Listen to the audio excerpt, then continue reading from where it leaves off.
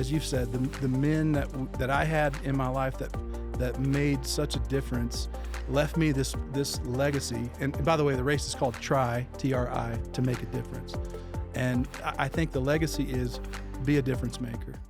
Step into the Fieldhouse, your front row seat to legendary victories and untold stories. Hey, I'm your host, Lance Lunner, breaking down sports from the inside out, along with co-host Jimmy Lackey. It's more than just a game. It's the Fieldhouse Podcast. Hey, everybody. Welcome into the Fieldhouse Podcast. I'm your host, Lance Lunner, with our co-host, Jimmy Lackey, CEO, Prez, the man about town for Kids, Inc. Good to see you. Good to be back. Can you believe it's number 18? No, the kids did a great job on 17, though. That 17, was fun to watch. 17 was probably my favorite. Yeah, we was were fun to even watch. involved with No. it, you know what I mean? So getting football gear every year, that's good stuff. Yeah. Hey, we are a production of the Kids Inc. Sports Network. Can't thank you enough. You guys know the drill by now. We bring in some of Amarillo's finest, Amarillo areas, and today we are blessed. I'm so fired up for this. Everybody in Amarillo knows him. Played his high school ball at Amarillo High. Massively successful businessman. But when you get to know Barry, you know most of all what he's most proud of is being a husband to his wife, Judy, and then a dad to his amazing son, Thomas. So welcome into the drive. I say this every day, the Drive at 5. That's my show. Okay. That's all right. The Fieldhouse Podcast. I apologize for that, but Barry, what's the best thing that happened to you today? Today, listen, I woke up early and I got up and went for about an hour and a half long walk, about 4.5 miles, listened to a podcast. A friend of mine, Brandon Slay, sent me a podcast this morning, said, hey, check this out. Just a great, almost cool, 77 degrees. So just a great time. What was the podcast about? I was listening to John Rich. John Rich was, John singer? Rich is from Amarillo. Yeah. Yeah. The singer? The singer. Big and Rich, Yeah. He's from Amarillo. Oh. His dad was a Baptist minister. I Yeah, thought. he went to elementary school with Brandon Slay, who I grew up with, which I'm sure we'll talk about. They went to private school. So when Slay came to play football for us or with us, he was going to school with John Rich. Wow. And so he and John are still really tight. What John have to say? Well, John's released a song that is it's a spiritual song. It's not a country song. It's kind of a departure from what he's famous for, and he's out there promoting this song and sharing the gospel, and it's kind of a departure from the partying John Rich of the early 2000s. It's just kind of an interesting, and he was interviewed by Jordan Peterson, who I love to listen to. He's a really good interviewer. Yeah. Kind of like you, but maybe Without the tie. right. I'm really upset about the tie thing today. Yeah, so I had to dress up for Barry, man. I'm just telling you. thanks for the memo. Yeah, I appreciate that. So, hey, you want to kick us off? Well, first off, I just want to thank Barry for being here. And more importantly, and we'll get into this as we go, because I really want the two of y'all to talk. Y'all have a great history and lots to talk about here. But Barry is working directly with our Vice President of Development, Haley Bell, to put our very first clay shoot together. And that'll be on October 26th. And he knows way more about that stuff than I do. I got to go to our church's clay shoot in July. And Did you shoot? No, I was, I told Barry, and first off, I have no depth perception. Yeah. And so I love to shoot, but not around Jimmy people. had his eyes shot out. He shared with me. I'm the Yeah. original It was Ralphie. the original Christmas story. I'm the original Ralphie. Exactly.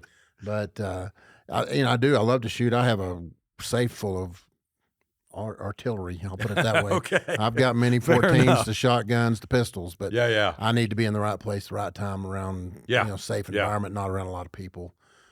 But watching the clay shoot from start to finish and working it with our church folks that put it on, it was a lot of fun. Yeah, no, they are. And it, the people that were involved, they just go from station to station, and they were having a ball, and they're with the group that they brought out there themselves, like a golf tournament, just different sports. Just a lot It's faster. fun to watch. Yeah. And some really good shooters around here too. The shoots have taken over a little bit for the scrambles. to They're raise everywhere. money. Yeah. Just raise money. Are you an excellent shooter? I'm okay. Yeah. Really? Yeah. Yeah, with clays, is that what your cup of tea? I've done quite a bit of it Yeah. in recent years. So I covered my best score is an 88. 88 out of 100. Out of right? 100. Yeah, That's yeah. right. I covered like the Texas clay shoot, out there at Mm-hmm. Southeast, excuse me, where we have our gun club, and the state of Texas comes there, the best shooters, maybe I don't want to say wrong, but every 4 or 5 years. I mean, if they go 190 out of 200, they're upset. Right. You know what I Right. mean? They just missed 2 out of 200, and I was in awe. Yeah, of what they it's can do. impressive, but I really appreciate you working with Haley on that deal, and that'll be a fun day, especially knowing a little bit about what I know now to have seen one up close and personal. But to step in and help us with something like that and help us raise a few extra dollars, I'm grateful to you for your time and appreciate you helping us with that event. And then thanks for coming in today. But I'm gonna let Lance take the lead on this conversation. Wait. What do you today. think this podcast is going to be? Well, you're an analyzer, man. That's right. Yeah. That's right. And so, I want to thank you guys because I heard you talking just before behind the curtain here about how difficult it was to choose 10 of the greatest athletes that ever played Kids Inc. football. And, to even be considered in that top 10 is something special, Yeah. Because that's why we're here, right? Yeah. I made the cut. You made Lance's cut. If we put that out to audience, I can't promise you it's going to hold true. Yeah. No, Lance knows better than that. No, I mean, that's out of my league probably right now. But hey, you grew up son of an attorney, little bro to a wonderful man now. But tell us about growing up in a family of achievers. Well, as you mentioned, my father was an attorney. My mother was a school teacher. And, my brother and I were latchkey kids. I mean, we lived in the day. We got out of school. I walked home from kindergarten. My brother would wait for me. We'd walk together about 2 blocks. If we took the vacant lot and went through the alley, we could shave about 3 minutes off the walk, And we had to get home, do our homework, and be ready for practice at 5 o'clock. Whatever sport we were playing, it was all Kids Inc. Back then it was Y Pony baseball, but football, basketball, track. We had to be ready. My parents would roll in the door. My mom would rush us to practice. My dad would show up to practice in a suit because he wouldn't have time to go change, and he always helped. And so our family was very disciplined in that there was a rhythm, just a rhythm. And we were in trouble if our homework wasn't done. Before we left for practice. So we just kind of grew up in not a strict home. I mean, my dad was pretty intense, but they weren't strict. They were really kind people. My dad passed away about 2 years ago. My mom is still alive, but it was great. And then fortunately for me, because I don't think I was as tough as my brother was, at least when we were young. I always wanted to quit. Every sport I ever started, I wanted to quit. As soon I'd go to the first practice and I didn't know the positions. I remember saying to my father, after our first football practice in the 4th grade, we hadn't even picked up our pads yet. I was crying on the way home. We were walking home, and he said, "Why are you crying?" And I said, "Dad, I don't know the positions." And he said, "Well, I think we made a mistake, the coaches." And the next practice, we spent about the first hour identifying all the positions and where they line up and which ones are on offense and which ones are on defense. And, oh, by the way, what's an offense? Right? Yeah. My dad heard me say that and said, "Okay, guys, we have to take a step back here. We're not coaching football yet, right? Yeah. We've got to teach these boys what the sport is." But that's a great lesson though, because I talked about this with our coaches on Saturday when we did football checkout. And I do this every time I get a chance. And then when Maddie and Nick were interviewing different coaches throughout the day, one thing kept holding true, and the coaches weren't out there, it was parents. But I told them, if you don't know how to block, you don't know how to tackle, your team's not going to be very good. Those 2 fundamentals of football haven't changed. Everything else has. Lance and I had this conversation. I wouldn't know where to line up if I jumped in a huddle because of the way they call schemes today. But those fundamentals and having the opportunity to make sure that the kid even knows what's a flanker. Does a flanker even exist anymore? What's an offensive lineman? What's a defensive lineman? Because they don't know. We assume they do, right? But when it comes right down to it, they really don't. And those attention spans, particularly at those young levels, are so short. You've really got to hone in and focus with them and give them a little bit of a vocabulary lesson to make sure they understand what it is you're asking them to do, because everybody's going to be screaming instructions to them and they're not going to have a clue. So great point. Yeah, no, great point. Once you got used to it, and if you don't mind, tell us, young Barry, getting ready for a Kids Inc. game. What did suiting up with your buddies for a Kids Inc. game mean to you? It was absolutely my entire social life. It was I loved school. I didn't hate school, but I wasn't good in school. I was a B student. You know, I had to really bust my tail to make Bs. My brother, on the other hand, the shadow that I lived in, Yeah. never made a B in his entire life. He never. And so, you know, when I made an 81 on a test, I thought that was terrible because my brother made 101. And so I always struggled in school. But once that bell rang and we would run home, and I remember we'd have to take our pads out of our practice pants and put them into our game pants, you know, or back then they were the same pants, but my mom would wash them. So I would have to put my thigh pads in and I'd have to put my knee pads in. Had this whole ritual of sitting on the floor, you know, sitting down with my legs crossed, putting my pads in, getting ready, and then we would walk down. I remember back in the day, we would walk down. I played at Puckett Elementary School. We'd walk to Puckett, and we would warm up. One of the coaches would show up. We'd warm up, and then all the dads would show up around 5 o'clock. And I probably shouldn't say this on the air, but we would hop in the back of 3 or 4 pickup trucks. It's all right. That was a rite of passage. He grew up in Dumas. That was a rite of passage. And the coaches would say, "Put your helmets on." I guess that was just in case we fell out. Right. Yeah. And we would ride in the back of a truck to wherever the game was, to, That's you know, awesome. over to Bowie across town, Oh, yeah. or Sam Houston or wherever. And those truck rides were amazing. The warm-ups were awful because they made us do leg lifts and push-ups and, you know, all those things that Stretches seemed like even. torture Yeah, back yeah. then. But I got to watch my brother do it. He was 2 years older, 2 grades older. So by the time I got to do it, it was the biggest thing in my life. Game on. It was the biggest thing in my life. Yeah, and to this day, the joy in your voice, I think that's what I think Jimmy can say better than anybody, but how proud Kids Inc. is of just that joy. Here's a grown man talking about suiting up in 4th grade, 5th grade. So, yeah, I think that's what Kids Inc.'s about. Well, and for me, Kids Inc. was about the coaches and the dads. Those gentlemen made the biggest impact on me, larger than anybody else in my life.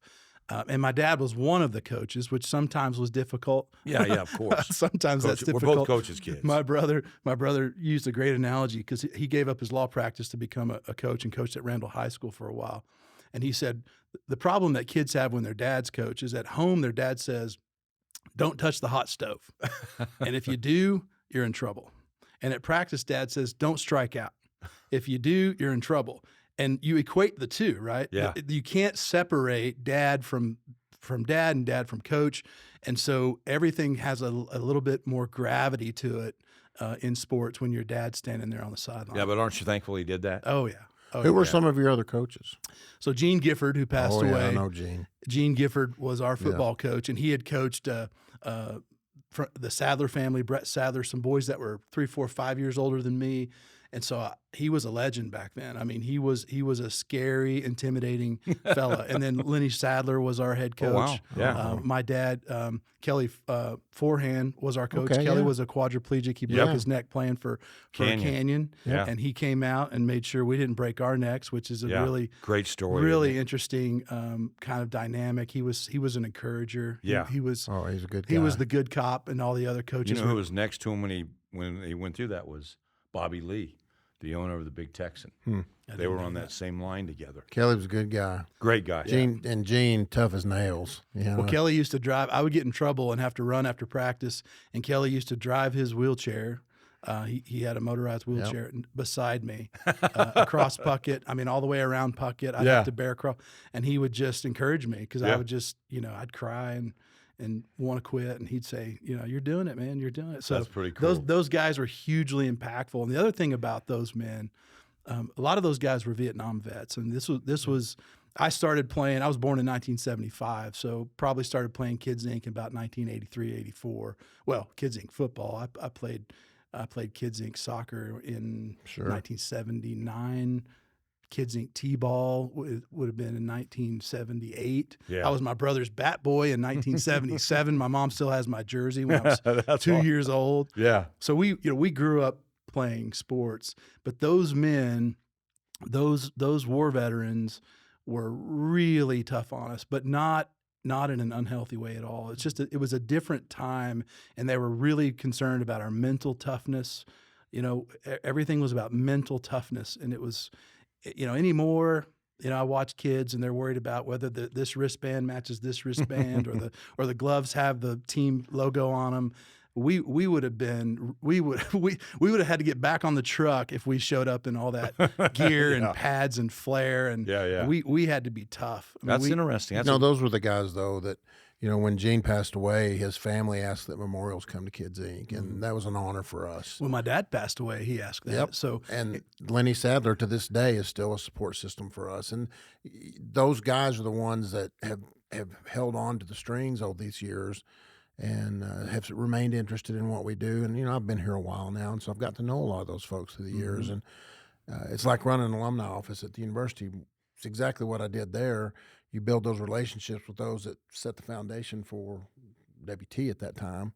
And I get to do the same thing with that audience here and keep them tied in. And, when they do that for us, that says a lot. Yeah. That says a lot. It's not anything about me. It just says a lot what it meant to them. Right. And I can hear that in your voice. I can see it in your face. Yeah. And those guys that are, Barry, those guys that are roughly your age, they experienced a lot of things that today's kids, it's just different. Right. Not that they're not experiencing the same things. It's just very different. We lived in neighborhoods back then. Right.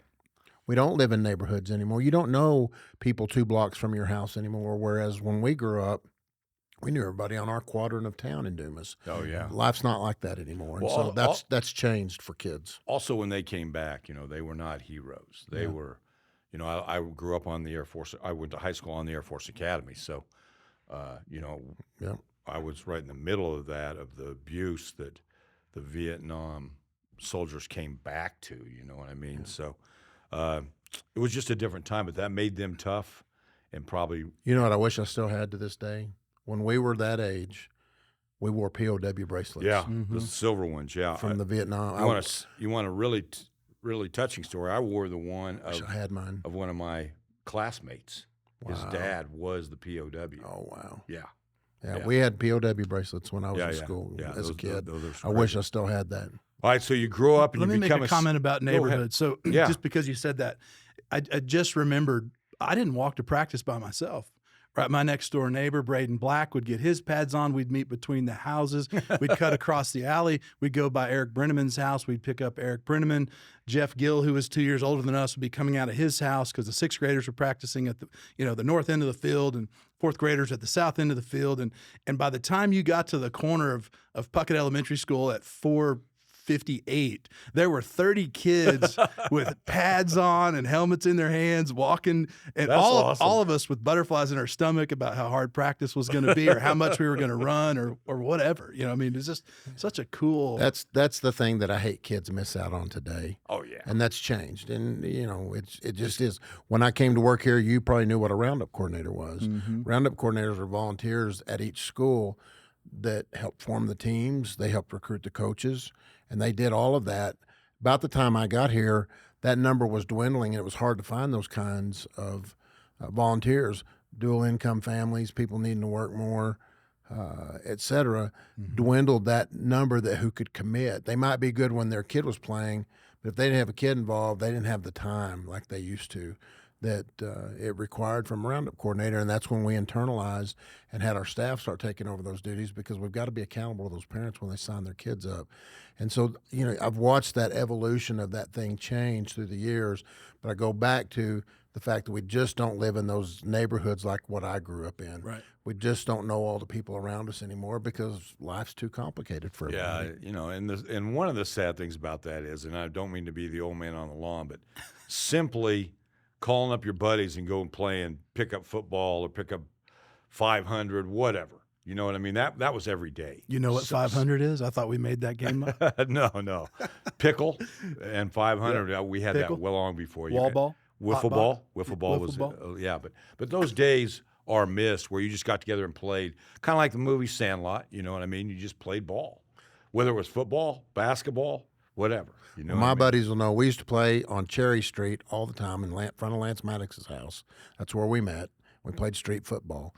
And then our elementary school built this brand new parking lot on the south side of the school.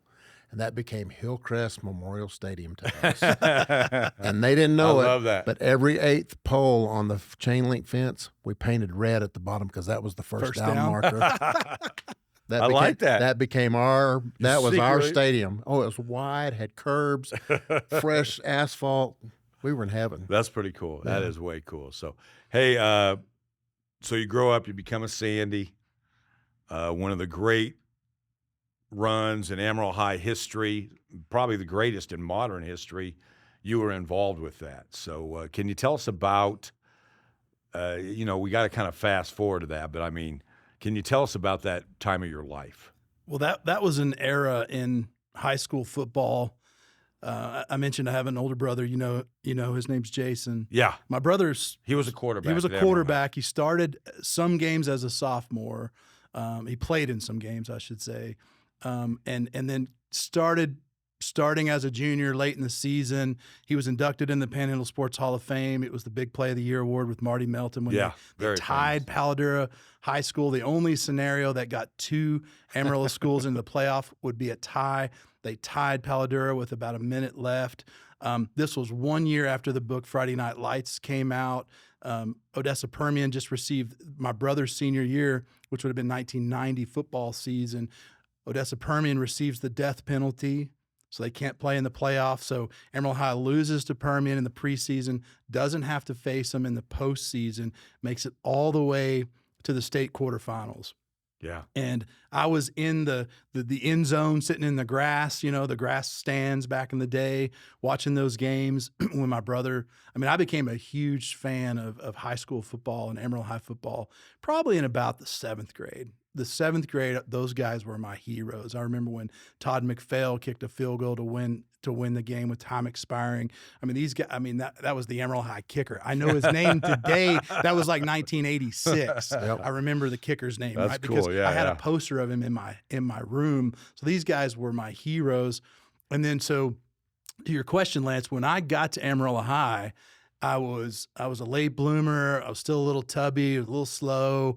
And I'm standing around these grown men that some of them are D1 prospects, the Jason Montgomerys and some of these guys. Brad Parris went on to play Sterling Ells or Clay Stapp. A lot of these guys were maybe not blue chippers, but they were definitely D1 prospects. They were outstanding high school and college. And all I wanted was a letter jacket. Right? That's all I wanted. But then my brother was elected captain for the 1990 season. And I remember sitting in his bedroom and saying, now, how does that work? Who elects you? How do you become captain? And he said, well, your teammates vote. And the coach gave out a little piece of paper. And I just started thinking, how can I be the captain? Wow. How do I become the captain? Wow. Like, what do you have to do? So you're a freshman at that time? I was a freshman. Yeah. It's- By the way, real quick, that 2020 tie that he's talking about, that's the only scenario. Michael Westmoreland gets hurt. PD is putting it on Amarillo High. They come back and tie it. The only way Plainview, Steve Parr was the coach at that time, could not get in the playoffs is if Amarillo High and Paladura tied. To this day, he thinks it's fixed. I was fixed to say, I bet he thought it was rigged. Yeah, he was livid. He was in the stands. He thinks to this day, Interesting. he thinks that game is fixed. Well, maybe my brother has some money I don't know about. I don't know. No. Yeah. He threw the completion of the back of the end zone. It was amazing. Yeah. We stormed the field. It was one of those amazing events. So Well, hold on to that thought. We're going to take a break here Yeah. on the Fieldhouse Podcast. We're going to talk Barry about he played in maybe one of my top 5 games ever, Lubbock, Texas, Mojo, snowy day, the whole thing. We want to hear that. But he also has an amazing story as a businessman taking a risk to start his own business, as well as his son, Thomas. You're not going to want to miss what Barry and his lovely wife Judy have done with this. With this, it could have been a real negative in your life. Would you say that's fair? Yeah. All right. So we'll hop back. Okay. This is the Fieldhouse Podcast. Thanks for joining us. Before we dive back into today's episode, let me share a fun fact with you. Did you know that the Fieldhouse Podcast is a production of the Kids Inc. Sports Network? That's right, Kids Inc. isn't just any sports organization. We have been a source for youth sports since 1945. From teaching kids the fundamentals of teamwork to fostering a love for the game, Kids Inc. is where champions are made. And here's the best part. As a listener of the Fieldhouse Podcast, you're a part of the Kids Inc. family too. Head over to kidsinc.org to learn more about current registrations, upcoming sports leagues, and how you can get involved in supporting your local young athletes. But wait, here's the kicker. Have you heard of the Rock Rose Sports Park Home Field Advantage campaign? It's a game changer for our community, aiming to provide state-of-the-art facilities for young athletes to train and compete.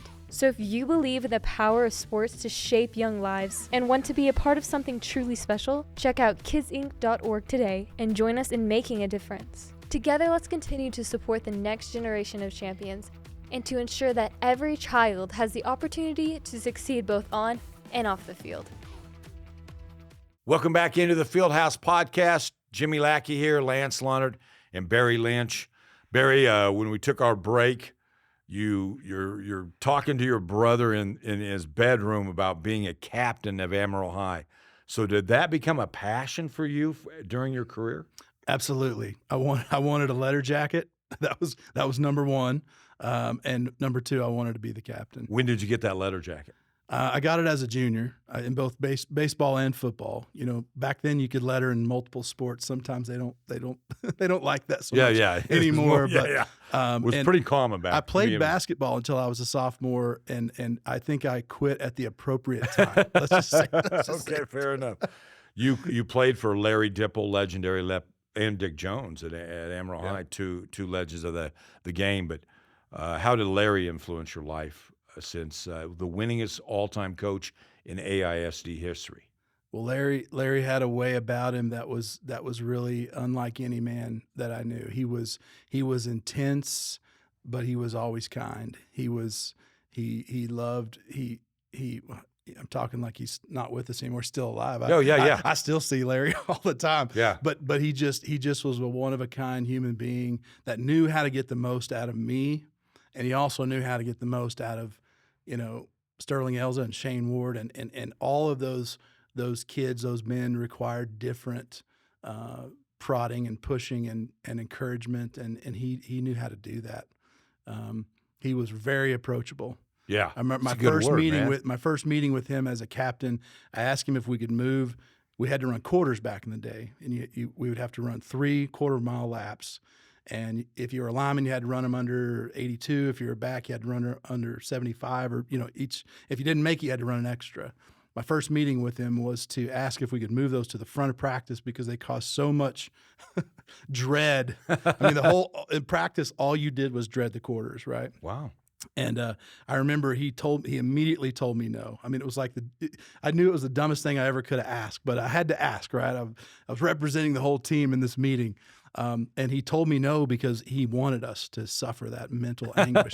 And I thought, how do you so kindly look at me and smile and thank me for coming into this meeting and then tell me, now get out there and suffer? That's pretty funny. That is hilarious. And Larry, he doesn't mind it. He's a friend of mine as well. Does have the most unique voice for a legendary football coach in the history. So, do you want me to try it? Yeah. Were you good at it, or who was the best on your team at getting up and giving the speech in Larry's voice? Well, there were some older guys that were pretty legendary. Brett Sadler's age, my brother's age. Our group was pretty good. Moby Stevens was pretty good. Moby, yeah. Larry kind of talked like this. He kind of had a little bit of a, come on, boys, we got to get it in gear. And if you don't, it's going to be hell to pay on Monday. He just had this kind of high pitch, but kind of intensity and a little raspiness. Yeah. Little Definitely raspiness. Yeah. And Larry, if you're listening, I love you, buddy. No. He knows his voice has been imitated probably more than any other coach in the history of Amarillo. And he accepts it. You know what I mean? He's one of the best guys you could ever know. My wife coached at Bonham when she came to Amarillo ISD after her first 3 years of teaching and coaching. And, of course, he was the coordinator over all of the Amarillo High stuff. And, he took Kim in just like she was one of his top assistants. And they became the best of friends and had such a great relationship during their time working together. And, and I've known him all these years. He knew my dad back in the day. And, Larry's from Stanford, and my wife was from Haskell, so they had a lot to talk about. Yeah. And so, but perfect gentleman.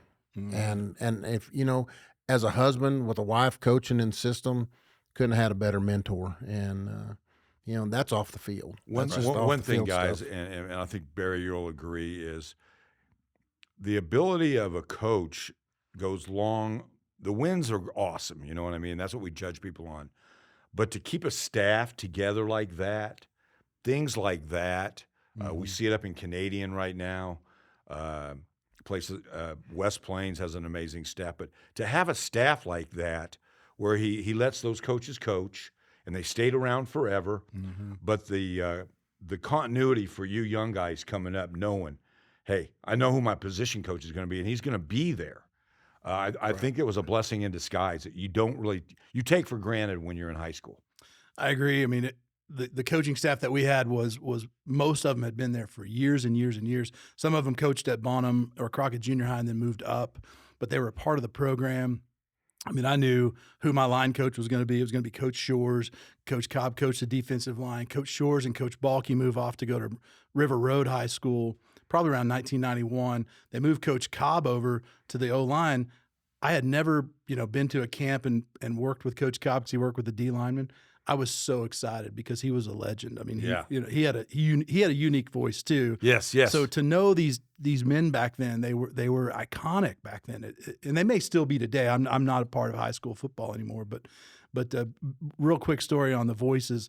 We had a tradition if we brought a sophomore up for the playoffs, which we always brought a couple of sophomores up to give them a little bit of playoff experience, right? Well, whoever could do the best Coach Cobb and whoever could do the best Coach Dipple would call that sophomore in their room and say, "Men, we're having an O-line meeting in my room at 9:00.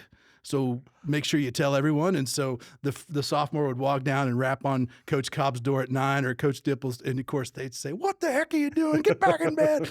And so we would all have our heads out the window watching them knock on the coach's door. So you had to pick the best voice. Yeah. Or the prank wouldn't work, right? So, That's awesome. Thank goodness you didn't have caller ID back then. Yeah. How about your senior season? Well, we went in, we had a kind of a special childhood. And so going into our senior season, there were 11 children off of my Puckett Elementary School team that were playing varsity. Now, 10 at Amarillo High, 1 at Tascosa. His name was Brandon Slay. Yeah. He ended up being a great friend of yours. Pretty good player. Yeah, and a pretty good wrestler. Yeah. Olympic gold medalist. But we came from Puckett Elementary School, right? We played for Gene and Lenny. And so I knew, and I had a feeling that we were special because we were that group of kids that we lost to Hamlet in the 4th grade, and then I don't think we ever lost again. We lost to Sam Houston in the 7th grade city finals, and then I don't think we ever lost again. My basketball team was undefeated in the 9th grade. My basketball team had 1 loss in the 8th grade. I don't think we ever lost as freshmen. I don't think we ever lost as JV. So you hope that matters, right? You don't know until you get to the show whether – okay, so we could beat Belmar or we could beat Ridgecrest, but does that mean we can beat Permian? Does that mean we can beat Abilene Cooper? And so I was hopeful, right? Yeah. And we went in and we knew it was special. And unfortunately, our junior year, this would have been the 1991 season, we weren't very good. We just didn't have strong leadership and we couldn't get it together. We had a lot of talent. I mean, there were some guys on that team or those teams, including baseball, that to this day are some of the greatest athletes I've ever met, but we just couldn't get it together as a team. And so we knew leadership was going to be important. And so we started into that season and we coined the phrase "refuse to lose." We coined that the end of our junior year. And we just started this train rolling. And we lost to Odessa Permian in the 3rd game, preseason game, down at Ratliff Stadium, down in Odessa. And I fumbled 2 snaps. I was a center. The quarterback and I were having difficulty with the quarterback exchange. Who's the quarterback? It was Steven Sherrod, but then they brought in Brett Leathers later in the game, and then Sherrod came back in. And they didn't have a nose guard, but they had Mike Comer, who was a legend at middle linebacker. And so normally the nose guard gives you fits, but Mike was so quick. I think I was trying to get my first step in the correct direction too quickly. But anyway, we fumbled 2 or 3 exchanges. One of them cost us 7 points. I think we ended up losing that game by 7. You probably remember the score. But I knew when we left that field that we could beat Odessa Permian. I knew it was literally my fault. It was like all I have to do is get the snap to the quarterback and we beat Odessa. No Amarillo High team had beat Odessa Permian. Just to give the listeners an idea, Odessa Permian won several state championships in a row. They were designated a national champion in '89, I believe it was. They wore red, white, and blue letter jackets with the United States on the back of them. I mean, these guys were intimidating. Friday Night Lights, that is Odessa Permian. You know Right. what I mean? So, Right. yeah. And it was a true story. I mean, Right. now it's a movie and a hit series. Yeah, and no, it was. this was the real deal, and no one could beat them, and they recruited. And so I left that game preseason knowing that we could beat them, and then we just got right back on track. I think we won 11 in a row. We played 14 games that season. Right. We lost 1 to Permian in the preseason. End up facing off against Odessa Permian in the state quarterfinals, which is as far as my brother got. So in 1990, they got to the state quarterfinals. Here we are going to the state quarterfinals to play Odessa Permian. And the only way I can beat my brother is to beat Mojo. And you talk about, it was a long shot. You have to admit. No. They were not favored at all. It was Mojo. You know what I mean? You wake up, it's a snowy day in the Texas Panhandle. Amarillo High driving down to Jones Stadium, Odessa Permian driving up, and there's snow on the field. Yeah. So tell us about arriving at Jones. You know what I mean? Well, we were told that the snow clearing equipment wasn't working. Yeah. What I think that meant was Texas Tech was not going to roll out their snow clearing equipment for a high school football game. Yep. Fair enough. So they literally shoveled the end zone line, and the 50-yard line. Wow. That's all you could see. And the rest of it was about 6 inches of white powder. And you dream about playing in the snow when you're a kid. You think it would be really, really fun.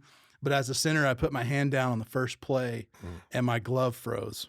We wore those Newmans back in the day. Yeah, okay. Just completely froze rock solid. Yeah. So I just had to take it off. You know, I just had to be barehanded. And as a center, I mean, some of the linemen were wearing mittens. I couldn't. I had to snap the ball. Yeah. So I just remember my hands were freezing cold, and so all of a sudden playing in the snow wasn't as fun as I dreamed it would be when I was a little kid. But we beat them. We long story short, we beat them. We went on to play in the state semifinals against Temple. Lost to Temple. Lost pretty handily to Temple. We played poorly. Temple probably had 11 Division I Yeah, players. You know what I mean? It was a massive team. I got to ask you, the celebration when you guys beat Permian, Right. one of the best of all time? Oh, absolutely. In your Have memory? you seen the photo? There's a picture of me about midfield. My helmet's off. My hands are in the air.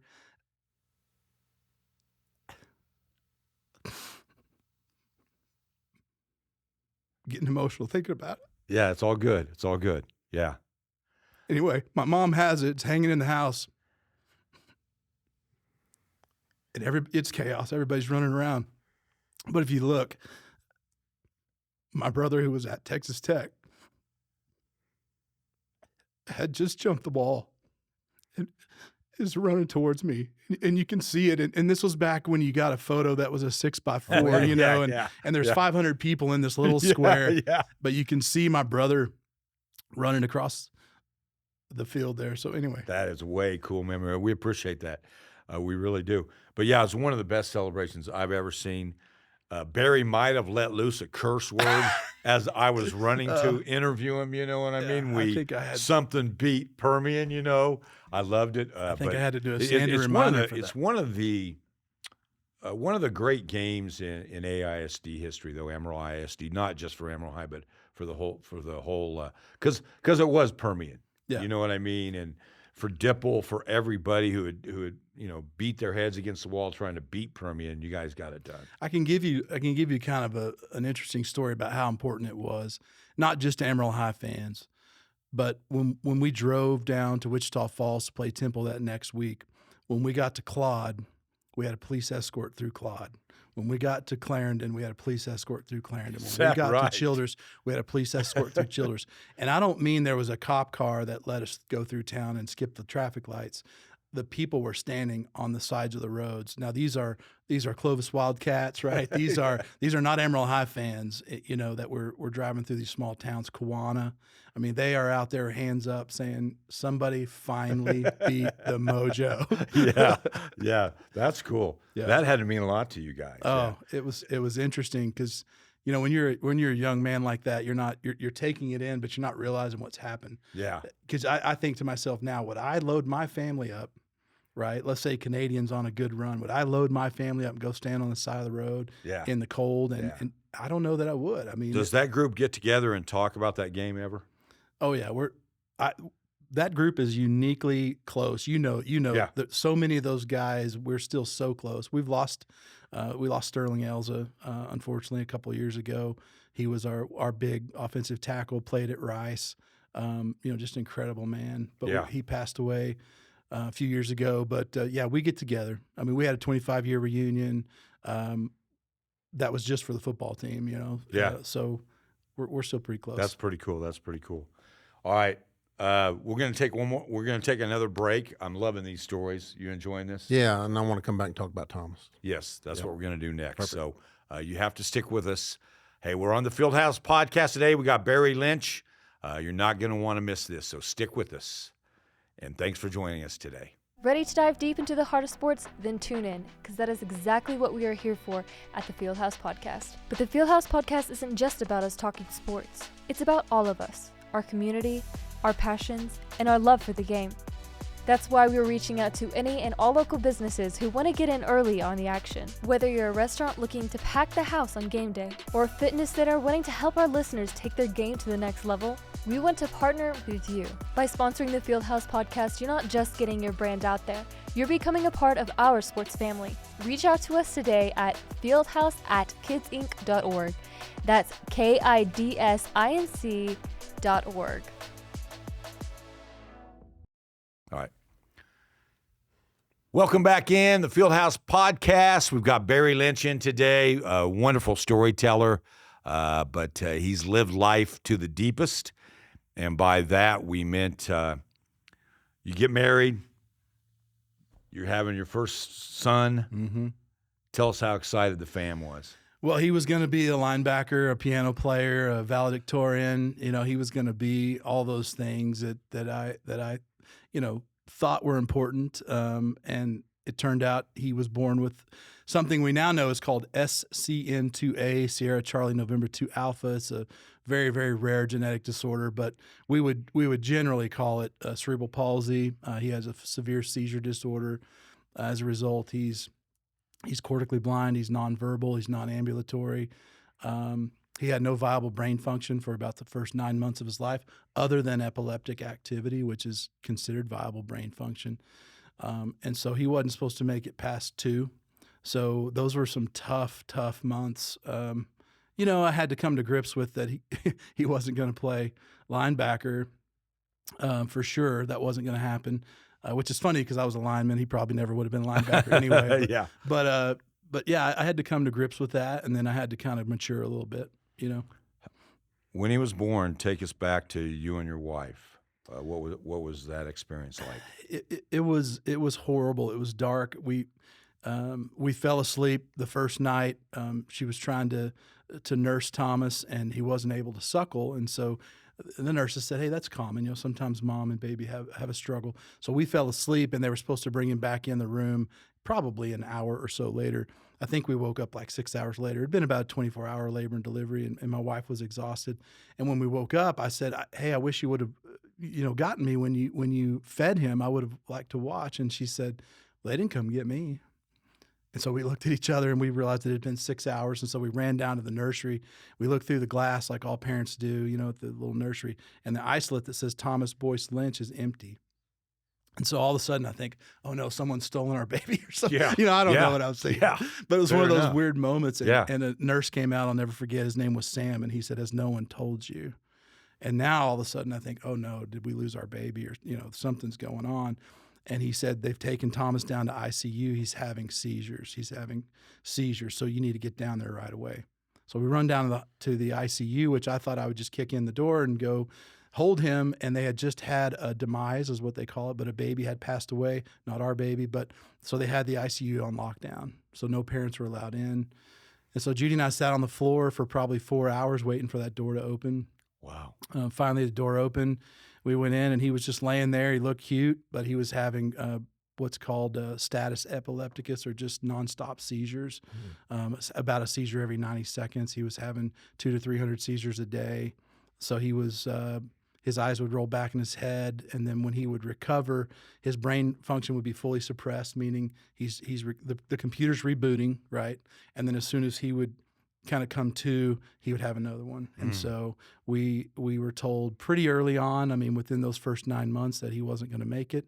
You know, make sure he's comfortable, and that's the best you can hope for. So we learned later, I mean, about 9 months later, he took a bottle. He took his first bottle. He suckled about an ounce of milk formula out of a bottle. And we called his neurologist in Dallas and I said, hey, Thomas just took a bottle. And by the way, the bottle was like a Barbie bottle. It was about that big. Yeah. And the neurologist said, his name was Tony Anthony.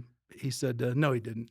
And I said, Tony, I swear to you, he took a bottle. He said, if he does it again, get your butts in the car and get down here to Dallas. So he did. The next day, he woke up again. He was smiling. He took a bottle. So we drove to Dallas, had an EEG done, and turns out he had some brain function. And as Anthony put it that morning, he said, it's really nasty, but it's at least something, right? Like, he doesn't have REM sleep. He doesn't have all these things that our brain should do. He said, but he has some viable function. So that was about 9 months old.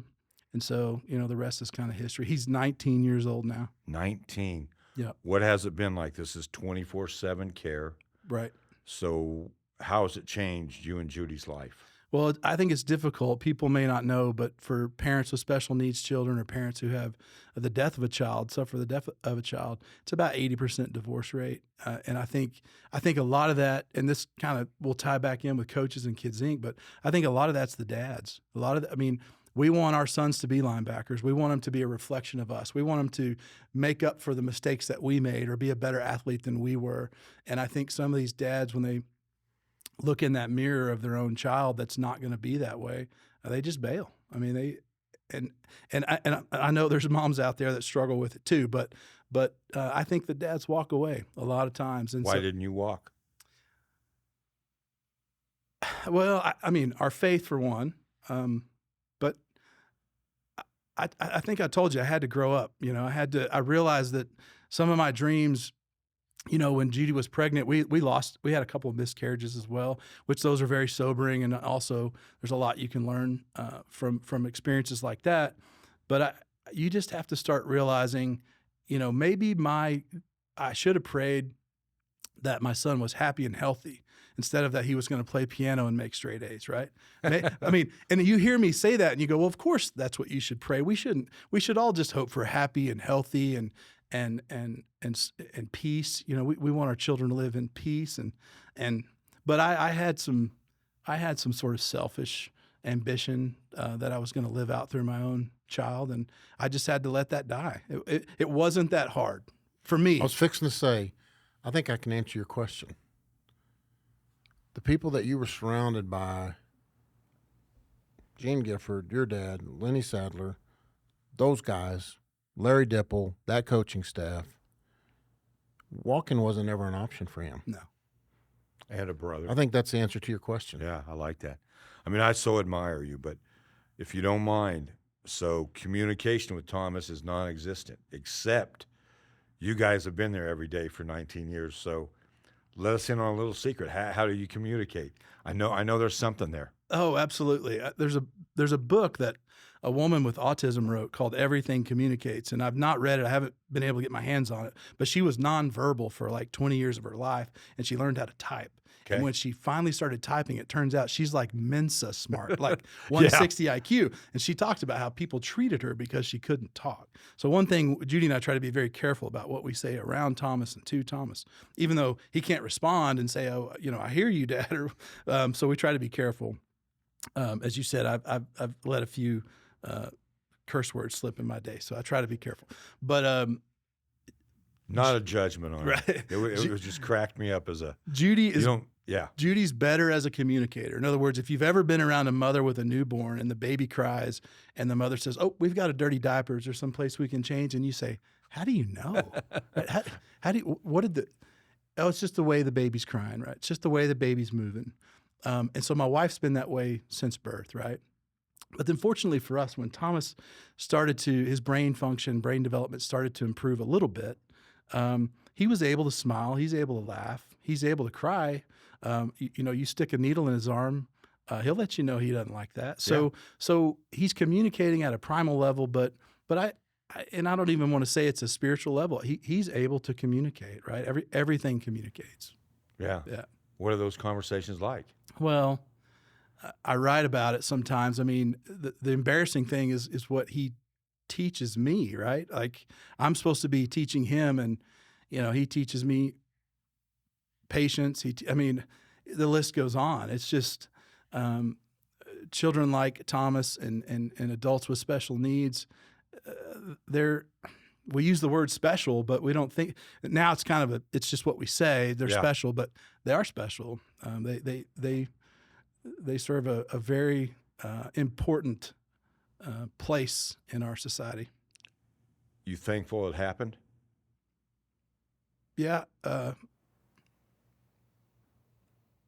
We're asked all the time, if you could go back, the cliche thing is you wouldn't change a thing, right? But we talk to our friends, and if we put all of our troubles in a pile, Judy and I are both very content just taking our own troubles back. Like we're used to the struggle, right?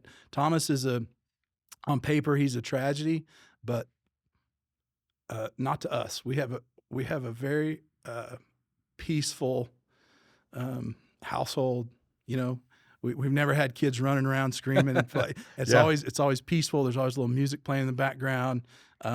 We love our lives. You've decided to help other causes that can help Thomas, with special needs kids, whatever you want to call them. But, like with CMN and things like that. Why did you guys decide to go that route?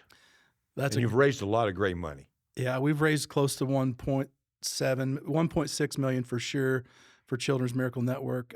We're kind of working on the final number because we've closed out that chapter of our lives. But when Thomas was in the hospital, I started running. I needed to be healthy. I needed to get my mind clear. We lived in Belmar. It was 2 miles to the hospital.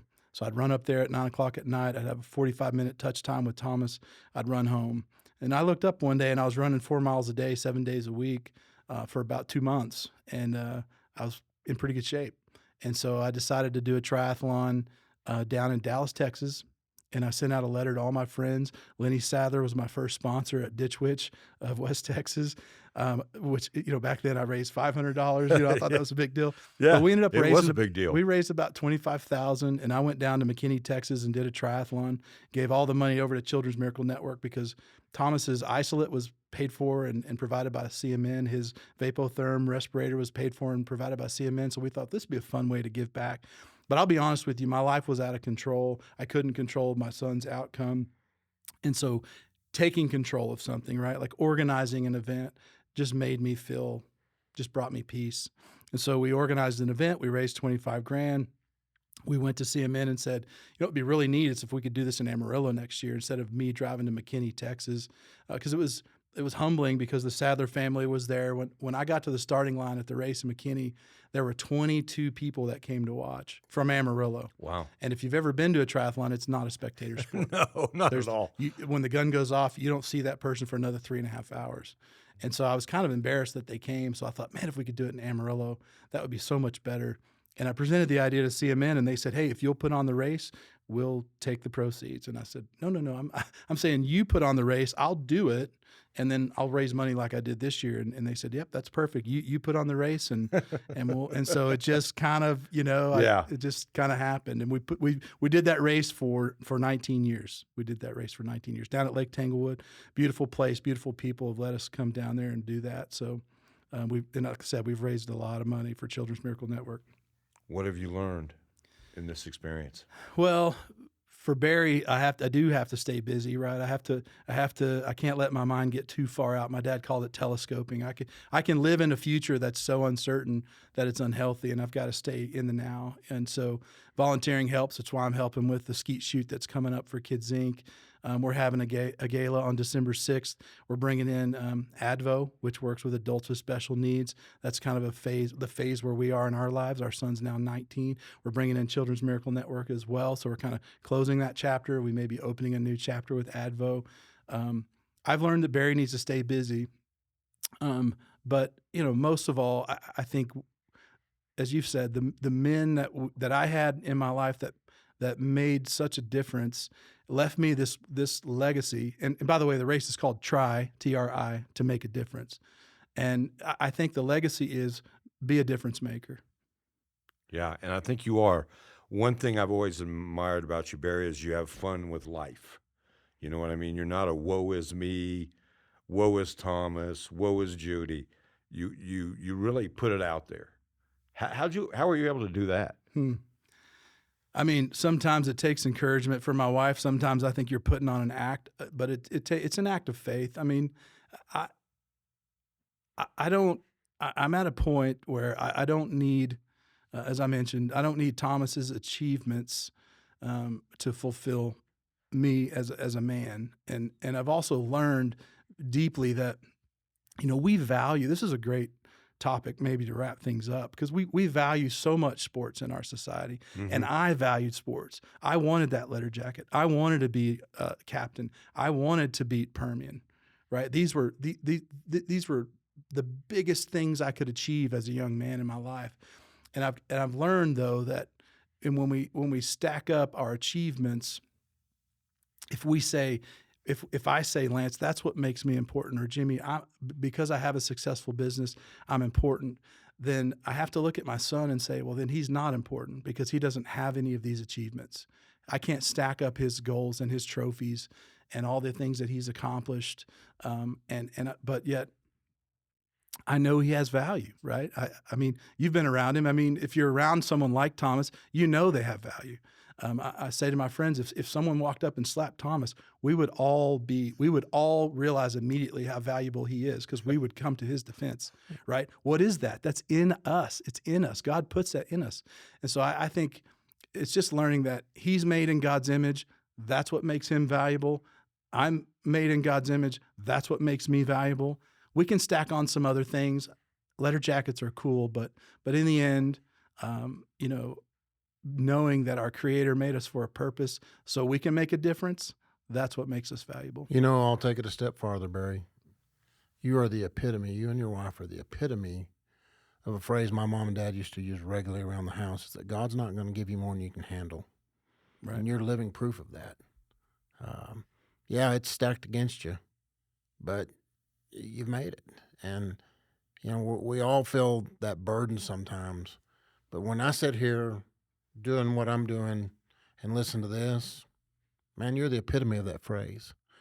You and Judy, and congratulations to both of you for doing that for your son, but more importantly, doing it for us so that we can see that that's how that's supposed to happen. Yeah, it's a great example.